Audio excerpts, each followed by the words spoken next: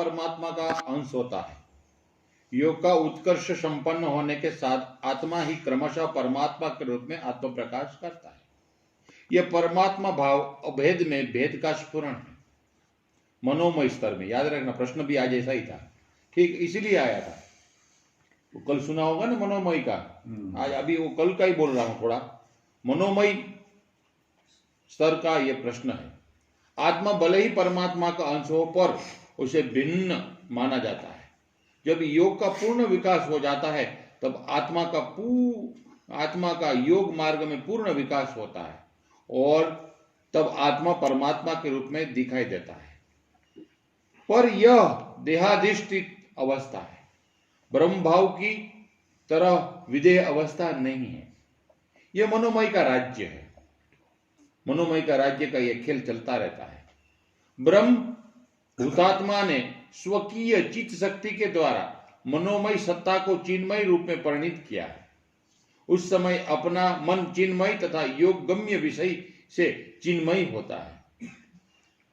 अचित होने पर भी वह चित्त शक्ति के प्रभाव से चिन्मय हो जाता है। वाह! जब मन का पूर्ण विकास हो जाता है तब योगावस्था से निर्गमन होता है और भक्ति राज्य में प्रवेश मिलता है। भक्ति राज्य में प्रवेश मिलता है। मातृगर्भ से जिस प्रकार संतान अधोदर से निकलता है, ठीक उसके विपरीत योग यहाँ योग भूमि में पूर्ण होकर हृदय के ऊर्ध्व द्वार से बाहर निकलता है। जिस प्रकार शिशु मातृगर्भ में रहता है, बड़ा होता है, गर्भ से बाहर निकलने योग्य होता है, ठीक उसी प्रकार आत्मा योगावस्था में परमात्मा गर्भ में विकसित होता है और वहां से निकलने की योग्यता प्राप्त करता है। ब्रह्मावस्था में एक ही सत्ता होती है, जो आत्मा है वही ब्रह्म है। परमात्मावस्था में सत्ता एक होने पर अंशासी भाव में रहता है। वाह! आत्मा अंश, परमात्मा अंशी होता है। योगावस्था में निकलने के बाद आत्मा ब्रह्मावस्था में आविर्भूत होता है। ब्रह्मावस्था ही स्वरूप उपलब्धि है, पूर्ण ज्ञान। ब्रह्मावस्था इंद्र गोचर दृश्य जगत की स्थिति है। योगावस्था में आत्मा परमात्मा के साथ जुड़ा रहता है। यह योगावस्था से निकलने के बाद आत्मा भगवत भूमि में प्रविष्ट होती है। ज्ञानी के निकट अपने से अभिन्न ब्रह्म था। योगी के निकट ही वे ही परमात्मा है, जो अभिन्न नहीं, भिन्न भी नहीं, अंशी रूप में है। योग भूमि से निकलने के बाद भक्ति राज्य में प्रवेश करने पर भगवत स्वरूप अपने स्वरूप से भिन्न होता है। आत्मा उस अवस्था में न तो ज्ञानी है, न योगी है, न भक्त है, तो सत्ता मात्र है। जो पहले ब्रह्म थे वे बाद में भी परमात्मा भाव में प्रकाशमान होता है, फिर भी वे भगवत रूप में प्रकट होता है। आत्मा भक्त और भगवान उसका उपास्य है। आत्मा भक्ति का आश्रय अवलंबन है और भगवान उसी भक्ति के विषय का अवलंबन है। दोनों ही नित्य संबंध युक्त है। दोनों ही, ये बहुत अच्छा लिखा है, दोनों ही नित्य संबंध युक्त है। दोनों अलग अलग होने पर भी एक दूसरे को छोड़कर नहीं रह सकते। यही भगवत माया है। इस अवस्था में, हाँ बस इतना ही रखे। ये जो समझा रहे हैं, ये दुनिया में जितने और धर्म हैं, हिंदू धर्म को छोड़ के, सनातन पद्धति को छोड़ के, वो सब यहीं तक मानते हैं।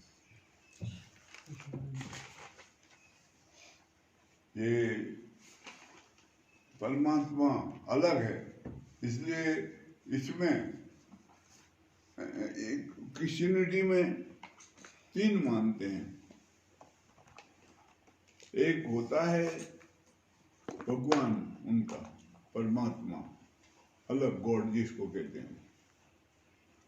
फिर एक होता है उसका बेटा। वो कौन था?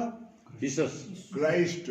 जीसस उसका बेटा था, वो कहते हैं भगवान का बेटा था। और तीसरा होता है होली घोस्ट कहते हैं उसको, इसलिए वो ऐसा करते हैं। होली घोस्ट का मतलब है पवित्र, दिव्य भूत, पवित्र आदमी। वो देवता उसको बोलते हैं, नाम ऐसा है उनका। तो मुसलमानों में भी वो जो अरदास वगैरह करते हैं वो करते हैं, उसको भी मत छोड़ के। सूफी मत अलग है, सूफी मत वेदांत से मिलता है, तो वो कहते हैं खुदा अलग है तुम अलग हो।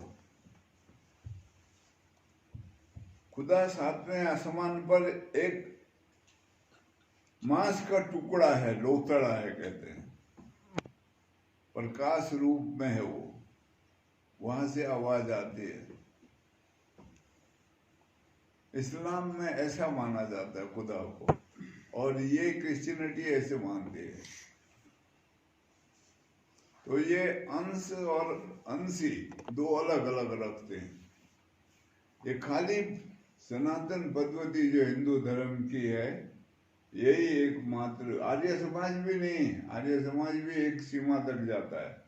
इस सिख धर्म भी अलग है, वो भी एक सीमा तक जाता है, इसलिए वो अकाल तख्त पर कोई नहीं बैठ सकता, वहां अलग रहता हो।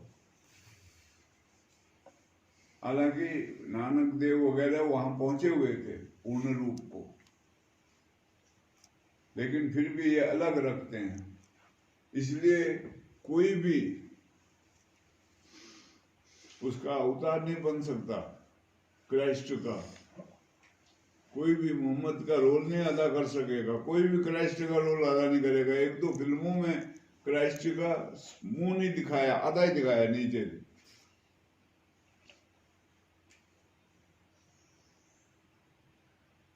यहीं कृष्ण बना जा सकता है, राम बना जा सकता है, विष्णु बना जा सकता है, शंकर बना जा सकता है।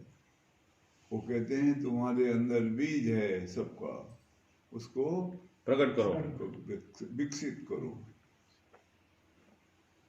ये सबसे बड़ी बात है। इसलिए यहाँ एक शब्द जो है ये किसी में नहीं है, ब्रह्म शब्द है, यह परम व्यापक सत्ता है। वो कहीं सीमा में नहीं आती है, लेकिन वो जो उसको धारण करता है उसका रूप परमात्मा का होता है। इसलिए बुद्ध परमात्मा है, महावीर भगवान है, नानक देव भगवान है, कबीर भगवान है, रामकृष्ण परमहंस भगवान रूप है। ये सब भगवत रूप है सारे। उनको पूछते हैं लोग बाग, ये विशेषता है। इसलिए ऐसा कोई दुनिया में पंथ नहीं है। बौद्ध धर्म थोड़ा इससे मिलता जुलता है। बौद्ध धर्म में बोधिसत्व जिसको कहा है वो परमात्मा ब्रह्म का ये एक विशेषता है। ऐसा कोई धर्म नहीं हो सकता दुनिया में। मार देंगे अगर तुम कहोगे मैं मोहम्मद साहब का अवतार हूं तो मार देंगे तुमको। क्राइस्ट का हो मार देंगे। वो गुरु गोविंद सिंह की खाली पोशाक पहन ली उसने बना के, वो अभी जेल में ठोका हुआ है राम रहीम सिंह। तो उसके पीछे बड़ा भारी वहां बलवा हो गया, हल्ला मच गया, उसको खुदानी पड़ी।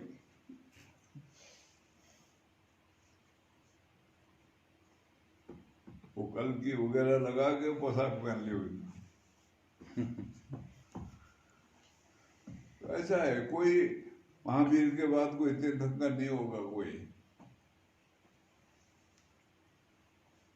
ये सनातन पद्धति एकमात्र है। वो कहते हैं सब राम के रूप हैं, सब कृष्ण के रूप हैं, सब विष्णु के रूप हैं, सब शंकर के रूप हैं, सब में है वो विराजमान। जब प्रकट हो जाएगा तो वही हो जाएगा। वाह। सोई जानी जिसे देहो जनाई, जानी तुम ही हो जाएगी। हाँ तो बड़ा ही स्पष्ट कहता है ब्रह्मविद ब्रह्मैव भवति। इसलिए श्रेष्ठता है बहुत बड़ी। हाँ। पर उसमें ये एक बात और भी है, थोड़ा सा पाखंड भी हो जाता है, दिखा देखी करते हैं लोग वहाँ।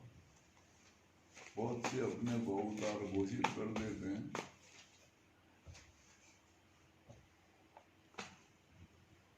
अब दूसरे धर्म में ऐसा नहीं हो सकता। यहाँ कई अवतार बने फिरते रहते हैं।